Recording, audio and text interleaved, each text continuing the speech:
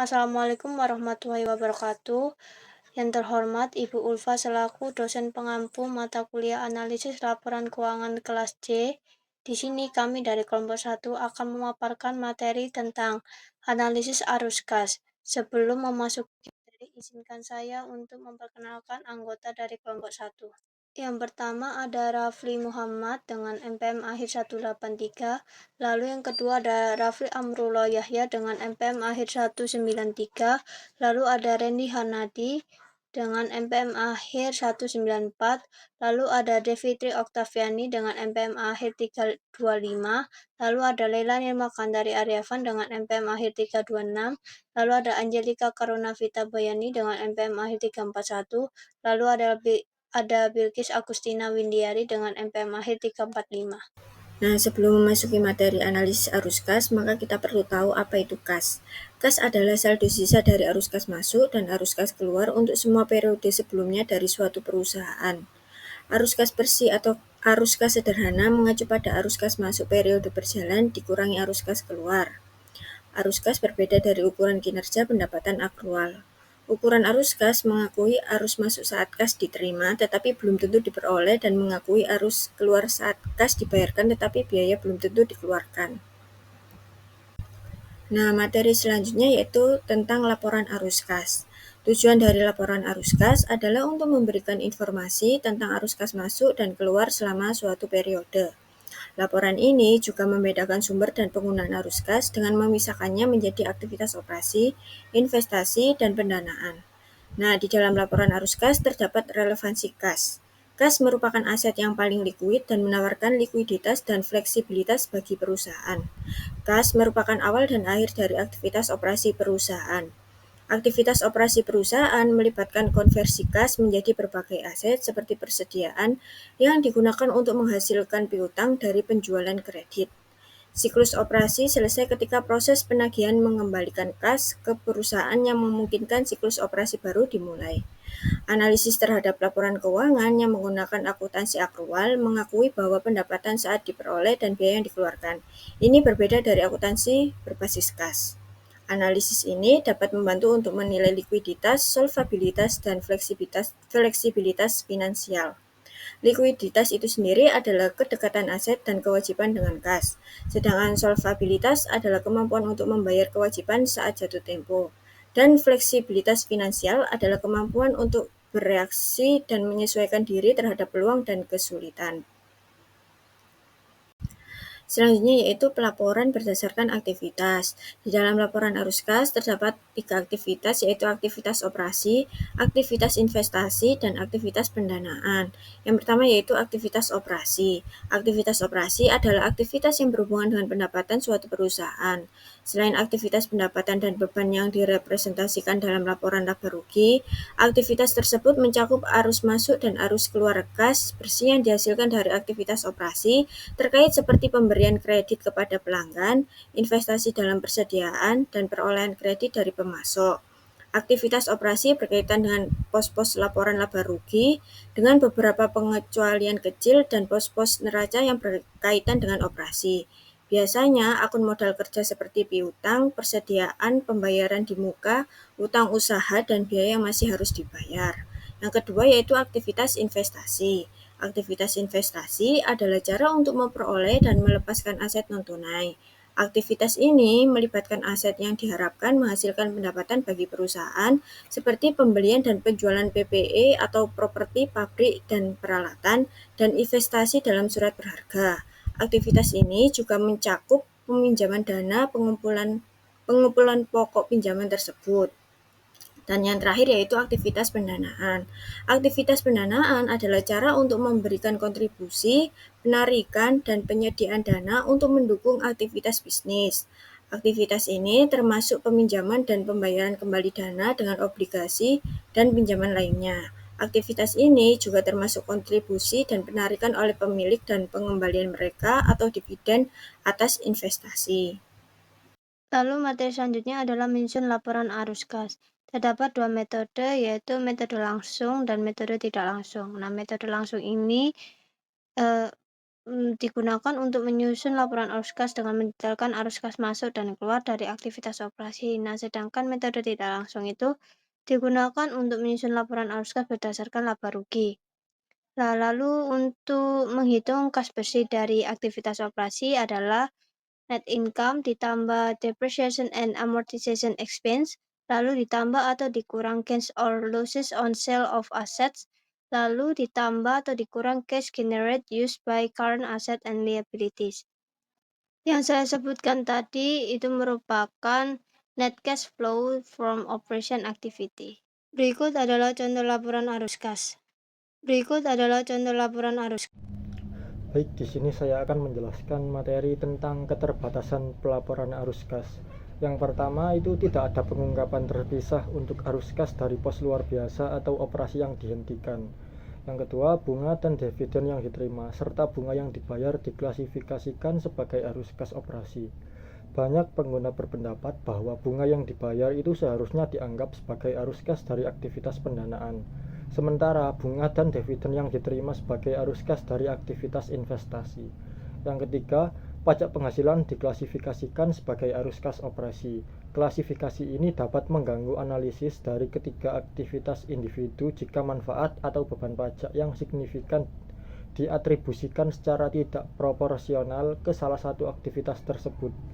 Yang terakhir, penghapusan keuntungan atau kerugian sebelum pajak dari penjualan aset atau investasi dari aktivitas operasi dapat mendistorsi analisis kita terhadap aktivitas operasi dan investasi. Hal ini karena pajak terkait tidak dihapus, tetapi tetap dicatat ke dalam beban pajak total di antara aktivitas operasi. Untuk yang selanjutnya adalah tentang interpreting cash flow and net income. Laporan arus kas dan laporan laba rugi itu seringkali disalahpahami dalam perannya memberikan wawasan mengenai operasi perusahaan. Laporan laba rugi itu berfungsi untuk mengukur profitabilitas dengan mencatat pendapatan ketika diperoleh dan beban ketika terjadi. Namun, pada laporan ini tidak menunjukkan waktu arus kas masuk dan keluar, serta tidak memperlihatkan dampaknya terhadap likuiditas dan solvabilitas perusahaan. Sebaliknya, arus kas dari operasi memberikan gambaran lebih luas, mencakup seluruh aktivitas yang terkait dengan pendapatan dan pengeluaran kas, termasuk investasi dalam piutang dan persediaan, serta pembiayaan dari pemasok. Laporan ini lebih berfokus pada likuiditas dan bukan profitabilitas. Dan untuk selanjutnya yaitu ada analisis arus kas, yaitu analisis harus menetapkan sumber-sumber utama kas masa lalu dan penggunaannya. Analisis laporan arus kas yang umum membantu dalam penilaian. Dalam memperkirakan tren, penting untuk menjumlahkan sumber-sumber utama dan penggunaan kas selama beberapa tahun karena periode pelaporan tahunan atau triwulan seringkali terlalu pendek untuk kesimpulan yang berarti. Dan untuk kesimpulan dari analisis arus kas, yaitu mencakup manajemen mengalokasikan sumber dayanya, di mana manajemen mengurangi investasi dari mana kas tambahan diperoleh, dan di mana klaim terhadap perusahaan dikurangi. Kesimpulan juga berkaitan dengan disposisi pendapatan dan investasi arus kas diskresioner. Analisis juga memungkinkan untuk menyimpulkan ukuran, komposisi, pola, dan stabilisasi arus kas operasi.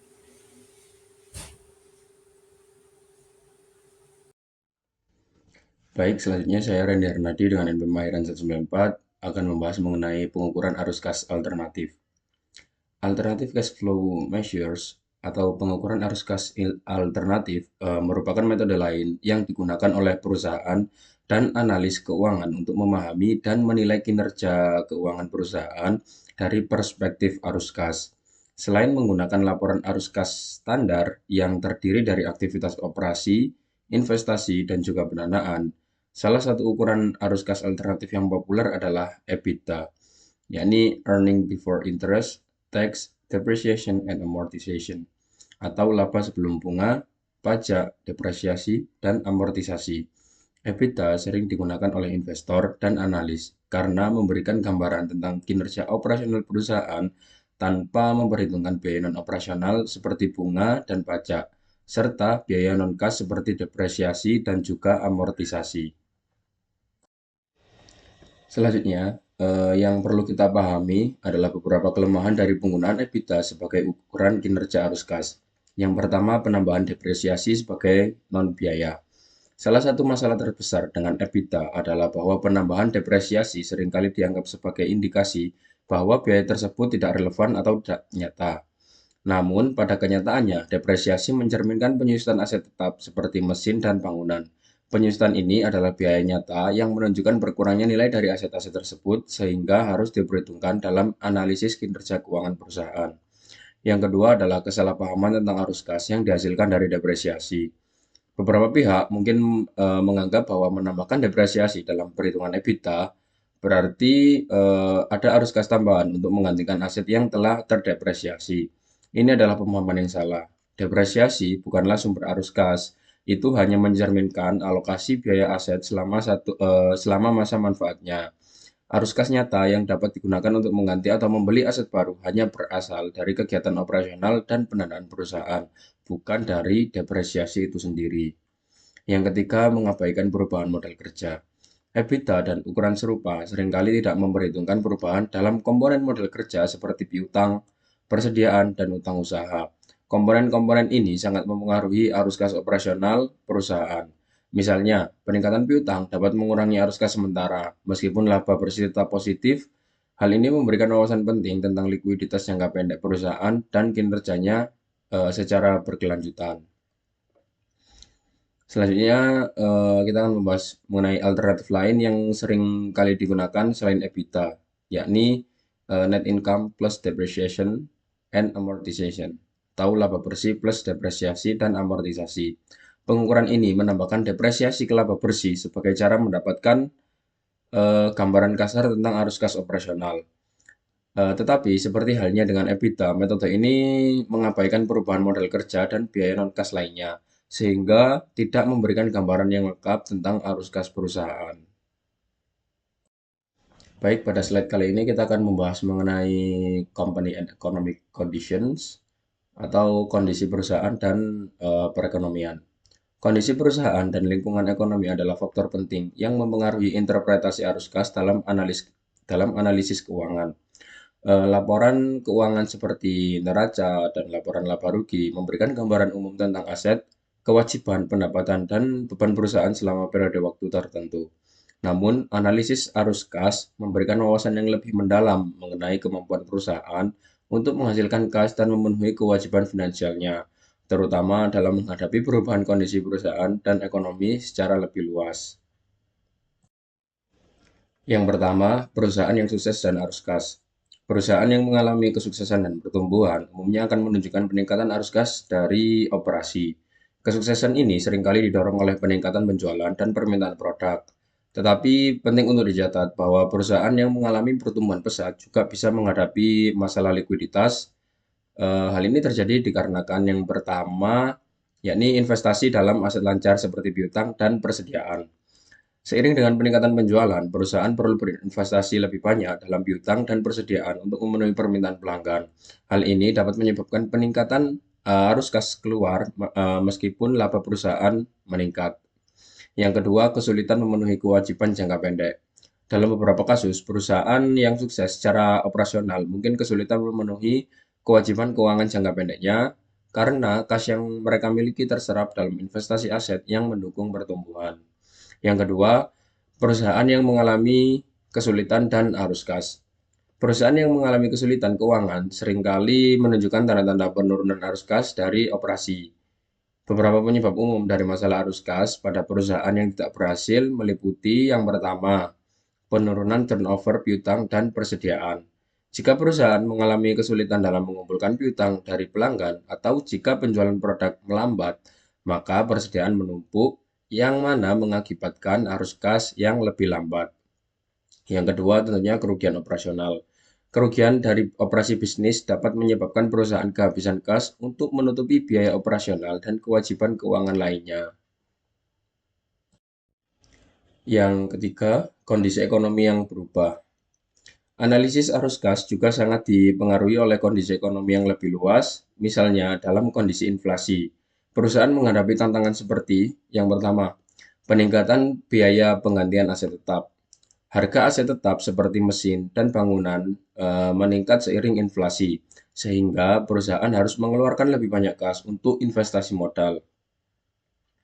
Yang kedua, kebutuhan untuk meningkatkan investasi dalam persediaan dan piutang. Inflasi juga dapat meningkatkan biaya persediaan dan memperlambat penerimaan piutang, yang menyebabkan tekanan pada arus kas perusahaan. Selama kondisi ekonomi yang tidak stabil, perusahaan juga harus berhati-hati dalam mengelola kebijakan dividen dan investasi mereka, karena laporan laba rugi yang mengandalkan nilai historis mungkin tidak sepenuhnya mencerminkan biaya penggantian sumber daya saat ini. Dan yang terakhir, arus kas dan siklus operasi. Siklus operasi menggambarkan bagaimana kas digunakan untuk mendanai produksi barang, menghasilkan penjualan, dan akhirnya dikembalikan ke perusahaan melalui pengumpulan piutang. Dalam situasi ekonomi yang menantang, perusahaan yang tidak dapat mengelola siklus operasi secara efisien cenderung mengalami masalah likuiditas. Di sisi lain, perusahaan yang mampu mempertahankan arus kas positif dari operasi memiliki peluang lebih besar untuk bertahan dalam jangka panjang dan beradaptasi dengan perubahan kondisi ekonomi. Baik, di sini saya akan menjelaskan tentang free cash flow arus kas bebas adalah ukuran yang penting dalam analisis keuangan yang menunjukkan jumlah kas yang dihasilkan oleh perusahaan setelah dikurangi belanja modal. Arus kas bebas dihitung dengan mengurang belanja modal dari arus kas operasi. Definisi lain yang sering digunakan adalah free cash flow atau arus kas bebas yang mendefinisikan arus kas bebas sebagai NOPAT atau net operation profit after tax dikurangi peningkatan aset operasi bersih.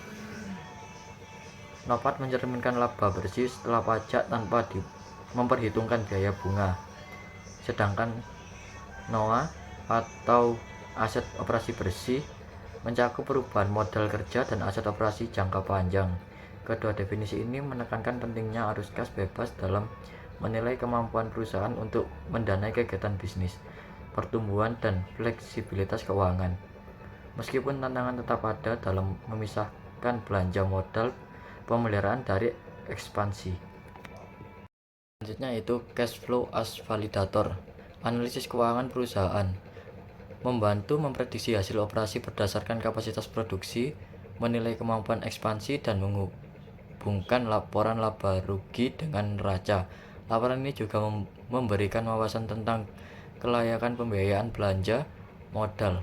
Sumber kas untuk ekspansi tergantung pada pembiayaan eksternal, kebijakan dividen masa depan, kemampuan memenuhi kewajiban utang, fleksibilitas finansial, praktik manajemen keuangan, dan kualitas pendapatan.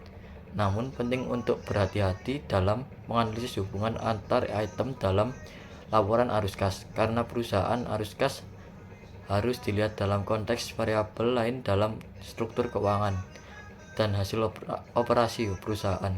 Misalnya peningkatan kas bisa berasal dari penjualan aset berharga atau mengambil utang dengan biaya tinggi yang mungkin tidak berkelanjutan. Oleh karena itu, memahami implikasi dari hubungan antar pos laporan keuangan sangat penting dalam keandalan analisis. Materi selanjutnya yaitu rasio arus kas khusus. Nah, ada dua rasio yang sering berguna dalam menganalisis aliran dana perusahaan. Yang pertama yaitu rasio kecukupan arus kas, yang dimana rasio ini merupakan ukuran kemampuan perusahaan untuk menghasilkan kas yang cukup dari operasi untuk menutupi pengeluaran modal, investasi dalam persediaan, dan juga dividen tunai. Untuk menghilangkan pengaruh siklus dan pengaruh acak lainnya, total 3 tahun biasanya digunakan dalam menghitung rasio ini. Rasio kecukupan arus kas dihitung dengan cara jumlah kas dari operasi selama 3 tahun dibagi jumlah belanja modal 3 tahun ditambah penambahan inventaris ditambah dividen tunai. Yang kedua yaitu rasio investasi kembali kas. yang dimana rasio ini merupakan ukuran persentase investasi dalam aset yang mewakili kas operasi yang ditahan dan diinvestasikan kembali di perusahaan untuk mengganti aset dan pertumbuhan operasi. Rasio ini dihitung dengan cara arus kas operasional dividen dibagi investasi pabrik bruto aset lainnya ditambah modal kerja. Sekian presentasi dari kelompok 1. Mohon maaf bila ada kesalahan kata. Wassalamualaikum warahmatullahi wabarakatuh.